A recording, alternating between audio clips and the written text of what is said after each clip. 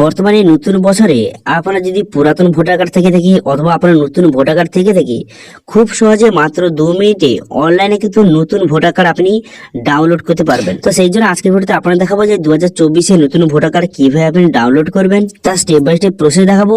এবং এই যে ভোটার কার্ডটি ডাউনলোড করবেন, এর জন্য কোনো রকম পয়সা লাগছে না, সম্পূর্ণ বিনামূল্যে আপনি অনলাইন থেকে ভোটার কার্ডটি ডাউনলোড করতে পারবেন। তো এটা দেখার জন্য ভিডিওটা প্রথম থেকে শেষ পর্যন্ত অবশ্যই দেখবেন মনোযোগ সহকারে, এবং আমাদের চ্যানেলে প্রথমবার ভিজিট করে থাকলে আমাদের চ্যানেলটিকে সাবস্ক্রাইব করে রাখুন এবং পাশ থেকে বেল আইকনটিকে অন করে রাখুন, কারণ আমরা এরকম রিলেটেড নিত্য ভিডিও নিয়ে আসি। তো চলুন আজকে ভিডিওটা শুরু করা যাক। তো প্রথমত ভোটার কার্ডে এই অফিসিয়াল চলে আসবেন, এর লিঙ্ক ভিডিও ডেসক্রিপশনে দিয়ে দেবো, সেখান থেকে ডাইরেক্ট এখানে চলে আসবেন। চলে আসার পর তারপরে যারা কিন্তু আগে থেকে আইডি বাসে যাদের আছে তারা কিন্তু লগ ইন অপশানে ক্লিক করে লগ ইন করবেন।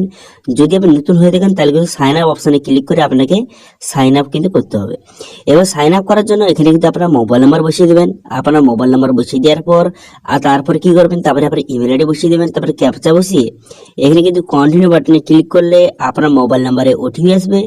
সেই ওটিপিটা বসিয়ে সাবমিট করে দেওয়ার পর একটি পাসওয়ার্ড আপনাকে সেট আপ করতে হবে। সেই পাসওয়ার্ড সেট আপ করে দেওয়ার পর সাবমিট করে দিলে আপনার কিন্তু রেজিস্ট্রেশনটা কমপ্লিট কিন্তু হয়ে যাবে। তারপর কিন্তু আপনি লগ ইন অপশানে ক্লিক করে আপনাকে লগ ইন করতে হবে। সেই মোবাইল নাম্বার এবং যে পাসওয়ার্ডটা আপনি জেনারেট করেছিলেন সেই পাসওয়ার্ডটা বসিয়ে ক্যাপচাটা বসিয়ে রিকোয়েস্ট ওটিপি বাটনে ক্লিক করলে আপনার যে এই মোবাইল নাম্বারটা যেটা দিলেন সেই মোবাইল নাম্বার কিন্তু একটা ওটিপি যাবে। সেই ওটিপিটা বসিয়ে এখানে ভেরিফাই অ্যান্ড লগ ইন বাটনে ক্লিক করবেন। করে দেওয়ার সঙ্গে সঙ্গে আপনার সামনে ড্যাশবোর্ডটা কিন্তু ওপেন হয়ে যাবে। ঠিক আছে, এবার ড্যাশবোর্ডটি ওপেন হয়ে যাওয়ার পর এখানে বিভিন্ন রকমের সার্ভিস কিন্তু আপনার সামনে শো হয়ে গেল। এখান থেকে আপনি বিভিন্ন সার্ভিস কিন্তু এখানে দেখতে পারবেন। এবার আপনি বর্তমানে 2024 নতুন ভোটার কার্ডটি ডাউনলোড করার জন্য নিচে দিকে আসার পর ই এপিক ডাউনলোড এই যে অপশন দেখতে পাচ্ছেন, এখানে আপনি ক্লিক করবেন। এই অপশনে ক্লিক করে দেওয়ার সঙ্গে সঙ্গে নেক্সট পেজ কিন্তু আপনার সামনে ওপেন হয়ে যাবে। নেক্সট পেজ ওপেন হয়ে যাওয়ার পর এখানে কিন্তু আপনার এপিক নম্বর অর্থাৎ ভোটার কার্ড নম্বরটা এখানে বসিয়ে দেওয়ার পর তারপরে স্টেট, এখানে স্টেটটা আপনি সিলেক্ট করবেন। স্টেটটা সিলেক্ট করে নেওয়ার পর তারপর সার্চ বাটনে ক্লিক করবেন। সার্চ বাটনে ক্লিক করে দেওয়ার সঙ্গে সঙ্গে এখানে কিন্তু আপনার সমস্ত ডিটেলসটা এখানে শো কিন্তু হয়ে যাবে।